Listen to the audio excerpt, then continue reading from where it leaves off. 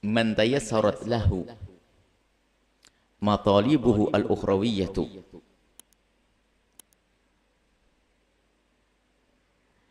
Barang siapa yang telah dimudahkan bagi orang tersebut matalibu al-ukhrawiyatu, keinginan-keinginan, harapan-harapan ukhrawi, maksudnya pekerjaan-pekerjaan ukhrawi, akhirat, digampangkan urusan kebaikan. Jika ada orang yang dimudahkan urusan kebaikan, kalau kebaikan kan ukhrawi, wa ta'assarat alaihi, tapi susah bagi orang tersebut matalibu ad-dunyawiyatu, urusan dunianya. Ada kan orang begitu, urusan ibadah gampang banget, puasa, sholat, tapi fakir, nyungsep. Bagaimana orangnya begini? Apakah terhinakan? Oh, bukan. Ranking 1 dia. Ranking 1 dia. Makanya jangan sampai yang saat ini diuji dengan kesusahan di dunia, tak taunya di akhirat susah juga. Maka orang yang jenis ini, rombongan ini, urusan kebaikan begitu mudah, maksiat susah, tapi cari fulus susah. Maka ini rombongan golongan orang ini adalah ranking 1 tertinggi.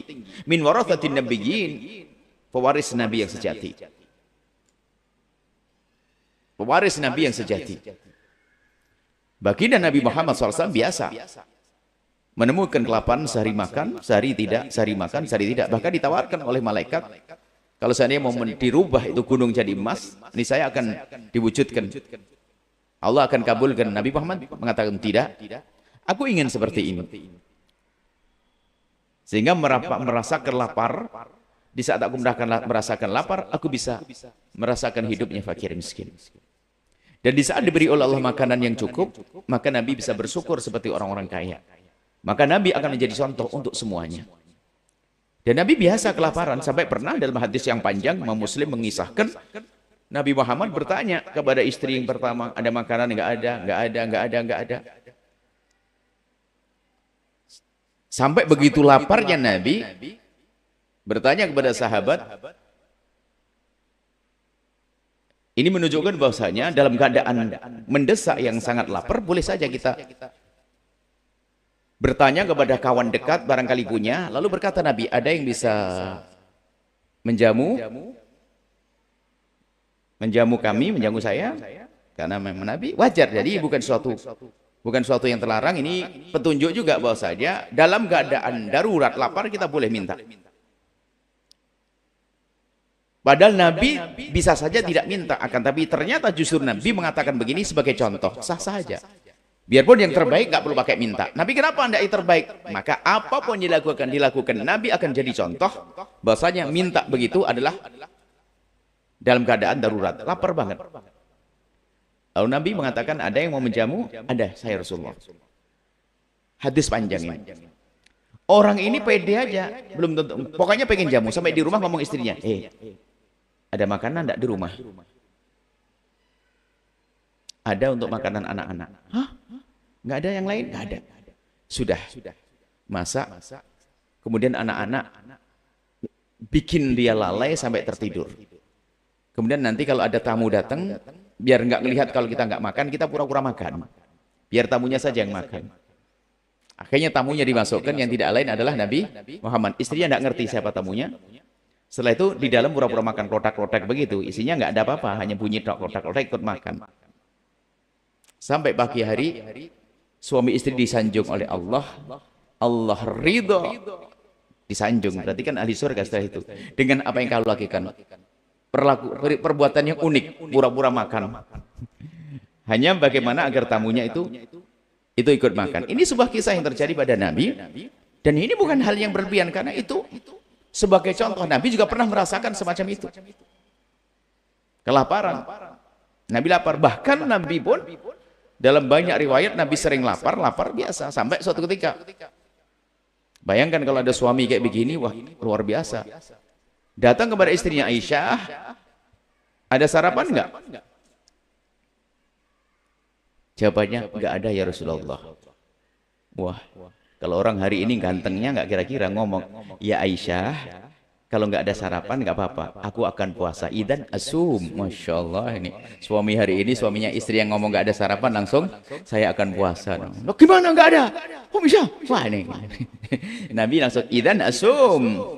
Kalau begitu aku berpuasa hari ini. Tapi nggak usah diuji suamimu, nggak usah. Nanti nguji suaminya nggak akan kuat ujian begitu. Nggak pakai ujian dah, kita pakai nikmat terus deh. Buatin masakan yang enak, nanti diuji. Idan asum. Kalau begitu aku berpuasa. Artinya menunjukkan bahwa Nabi biasa dengan lapar.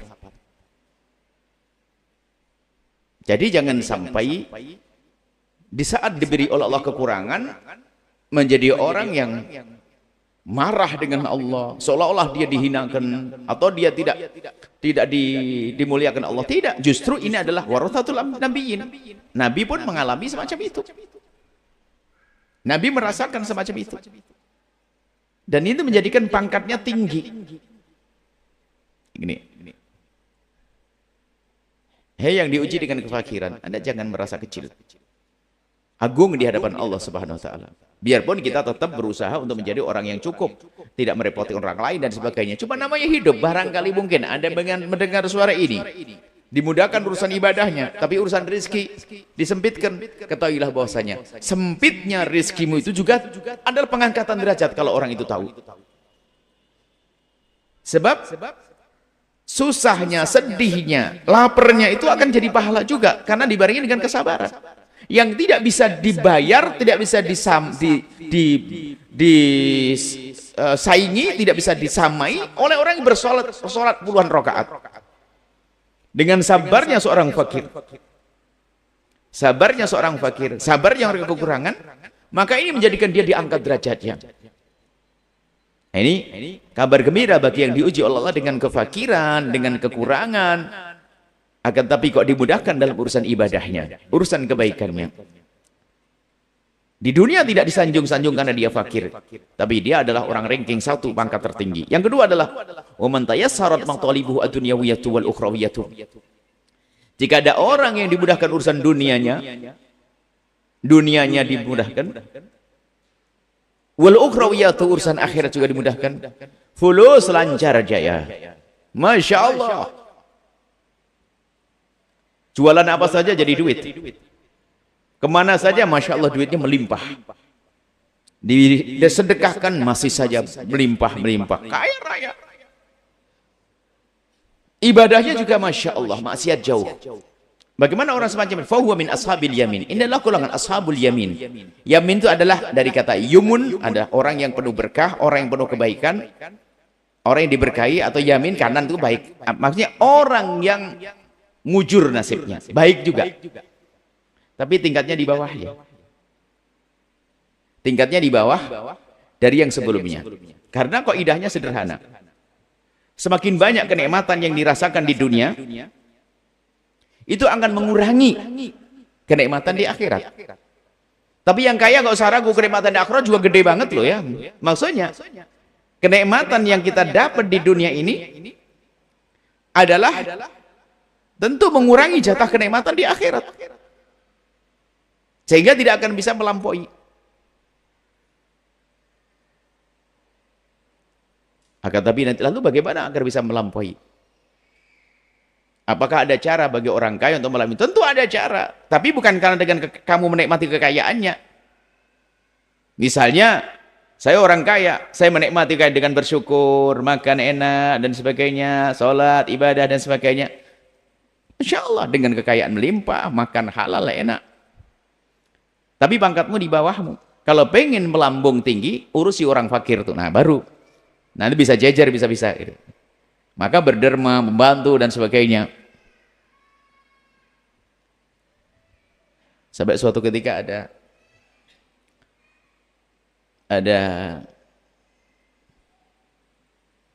bagi Nabi berikan kabar gembira.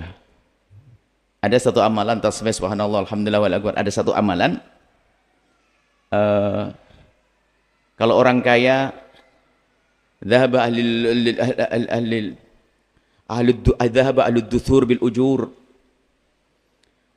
Orang kaya akan menuju kepada Allah dengan pahala. Kenapa? Dengan kekayaannya dia bisa bersedekah, berderma segala macam. Ada orang fakir merasa sedih, ya Rasulullah, enak ya orang kaya dengan kekayaan melimpah, kemudian dia bisa bersedekah banyak.